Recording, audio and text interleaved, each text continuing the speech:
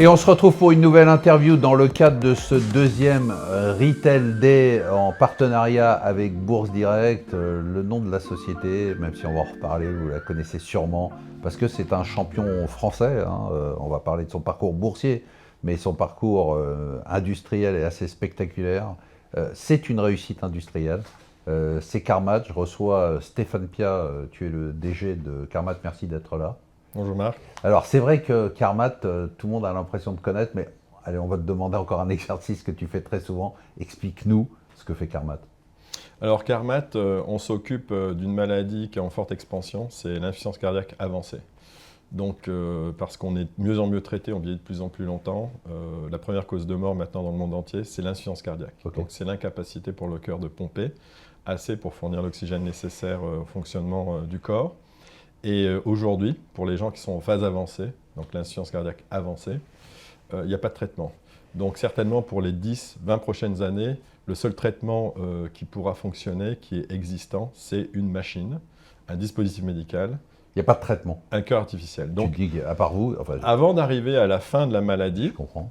Donc soit on trouve un organe humain, il y en a très peu, il y en a une dizaine de milliers d'années pour des centaines de milliers de patients. Okay. Donc il faut trouver une alternative. Donc aujourd'hui il y a la machine, donc Carmat entre autres, quasiment seulement Carmat d'ailleurs. On a vu plein de Et fois, les médicaments qui peuvent aider le patient à attendre, mais ce n'est pas une solution en soi. Donc aujourd'hui vous faites ce fameux cœur Carmat, c'est ça? Tout à fait. Et où est-ce que vous en êtes? Parce que quand on parle de medtech, de biotech, on est toujours un peu perdu sur les phases. Aujourd'hui, vous en êtes où en termes de phase de développement, en termes d'études, en termes de certification, en termes de chiffre d'affaires? Globalement, vous faites des ventes, combien vous avez de clients, où est-ce que vous en êtes? Alors oui, Carmat ou le cœur artificiel, c'est vraisemblablement le projet le plus complexe en dispositif médical qu'on puisse imaginer, non ? Donc, c'est ce que les gens ont du mal à appréhender, parce qu'on voit toujours l'opportunité, mais on a du mal à appréhender le chemin. Hein. Okay. Et le chemin est long. Et donc, on en est où? Cette histoire elle a commencé il y a plus de 20 ans.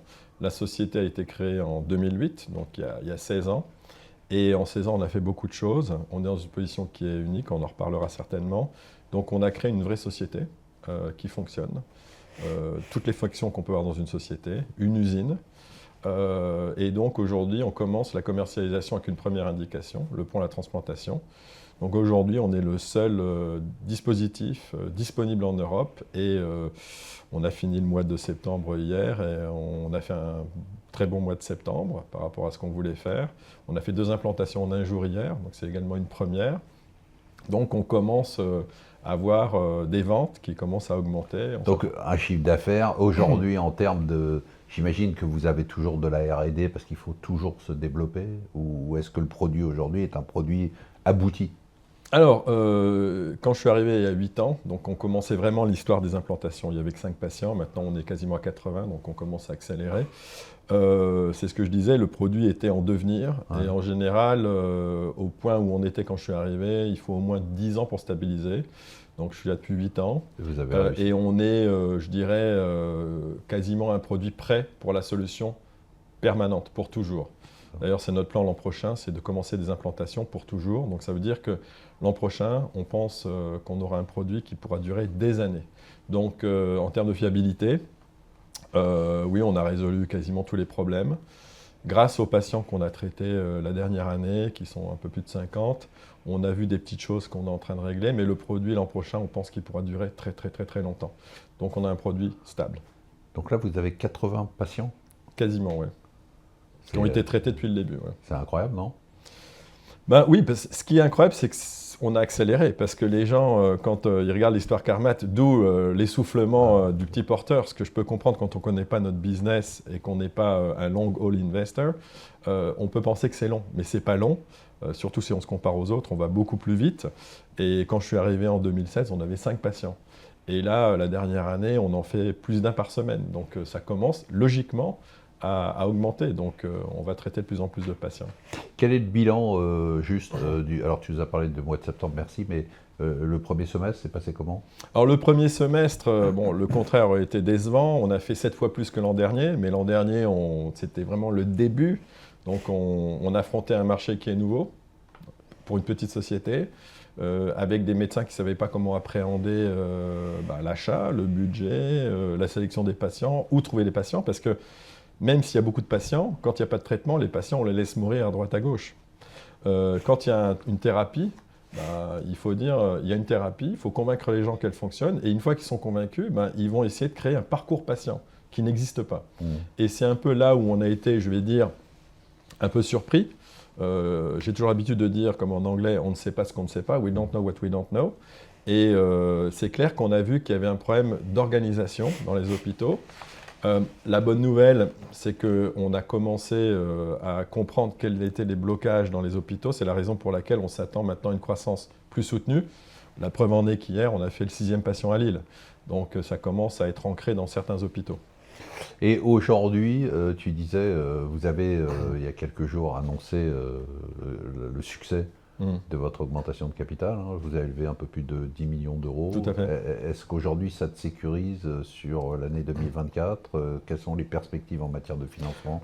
Oui, alors il faut être conscient des réalités du marché. Il y a déjà la situation macroéconomique, les guerres. C'est clair qu'aujourd'hui, les gens sont un peu moins motivés à investir sur le long terme. Il y a un contexte sur les small caps qui n'est pas bon, c'est sûr. Et sur le secteur médical, encore moins. Je crois qu'il y a 3 facteurs qui impactent notre capacité à lever beaucoup d'argent en un coup, voire 4. Le premier, c'est déjà le secteur. La medtech, à cause des réglementations qui sont de plus en plus complexes, c'est vrai que les gens hésitent parce que la barre est de plus en plus haute et de plus en plus coûteuse en termes de temps et d'argent.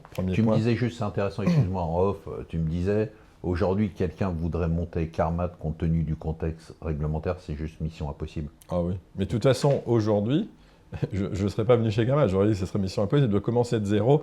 On a des collègues, on va dire pas, qui ne sont pas concurrents, ils n'existent même pas, mais qui ont été créés en 2008, en même temps que nous. Ils fonctionnent avec 300 000 euros par mois, ils ont 13 personnes et ils sont encore sur des prototypes. Aujourd'hui, un sujet comme Carmat serait impossible à créer. C'est pour ça qu'on est dans une situation compétitive qui est incroyablement, même si ce n'est pas bien perçu encore, avantageuse, dans le sens où personne ne peut arriver où on est aujourd'hui. Il faut beaucoup de capitaux, beaucoup de patience. Donc tu disais dans les 4 éléments, tu disais la contrainte réglementaire. Alors, le medtech en général, c'est devenu très cher. Il y a beaucoup de contraintes réglementaires qui sont... On peut discuter ce qu'on veut, mais qui sont très limitantes. Et donc, l'investisseur, s'il peut choisir ailleurs, c'est long et coûteux et risqué. Donc, forcément, le medtech, c'est devenu un peu sinistré, il faut dire la vérité. Le contexte macroéconomique, les guerres, la crise, les taux d'intérêt élevés, c'est le deuxième point. Le troisième point, les mid-cap, small-cap, quand on est en crise, je ne vais pas l'apprendre à Marc Fiorentino, mais bon, les petits porteurs se réfugient sur les sociétés profitables avec dividendes, c'est ce qu'on voit, le CAC 40, le SP500, etc., etc. Et puis, je dirais, le quatrième point qui est important, c'est la raison pour laquelle Pierre Bastide, mon président, quand il est passé à BFM, disait on regarde toutes les solutions, Nasdaq, Go Private, c'est pas qu'on y travaille, mais on doit, comme société, être prévoyant. Donc, ce n'est pas la solution privilégiée, mais on regarde toutes les possibilités au cas où. Et le quatrième élément que je voulais citer, c'est que peut-être que la société, c'était le business model en France, parce qu'il n'y avait pas accès aux fonds privés en 2010, beaucoup de sociétés ont été cotées. Et il est clair que quand les temps sont longs, les gens s'essoufflent.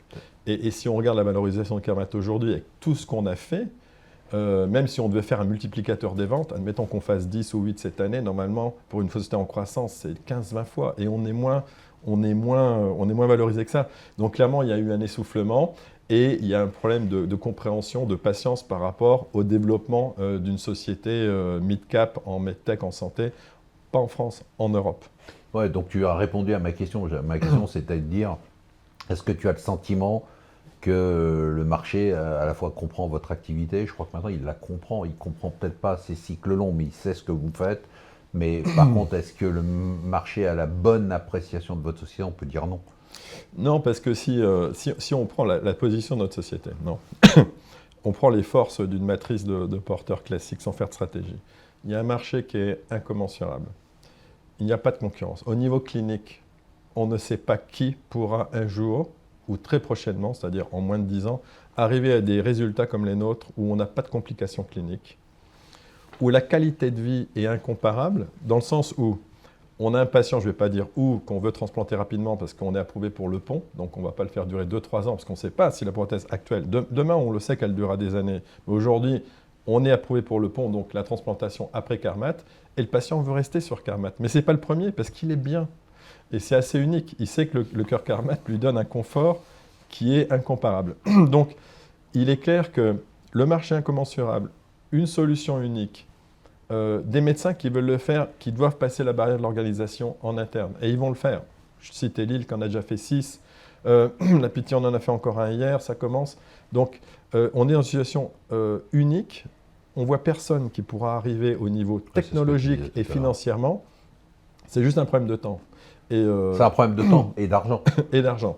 Le temps, c'est de l'argent. Ouais, c'est le cas de le dire. Mais là, c'est le problème aussi, peut-être, hein, je ne me fais pas le porte-parole des actionnaires, mais peut-être qu'il y a cette inquiétude de se dire, bon, ben, finalement, il y a toujours de la dilution, peut-être. Tout à fait. Voilà. Mais c'est vrai.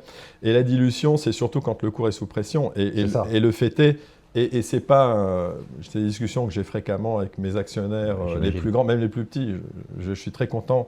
Je suis actionnaire moi-même, j'ai investi 500 000 € sur l'histoire de Carmat. Moi, mon PRU sur les premiers 300 000, il est à 74 €, bon, pour dire. Donc, qu'est-ce qui se passe? C'est qu'il est clair qu'aujourd'hui, le cours, il est là où il est. Je ne peux pas le commenter comme DG, mais il est largement, il ne faut pas être un économiste vraiment très expérimenté pour voir qu'il est sous-estimé très largement. Mais il y a un problème de contexte, de patience. Et il est clair que par rapport à notre situation stratégique, il y a un potentiel qui est énorme. Et ce n'est pas le fait de Carmat. Si je regarde des proxys sur le marché français en biotech, qui sont largement pénalisés, c'est juste un problème de catégorie à laquelle on fait partie. Est-ce que, voilà, on va passer, merci hein, d'avoir été très transparent et très clair. Je passe à quelques questions qu'on a reçues.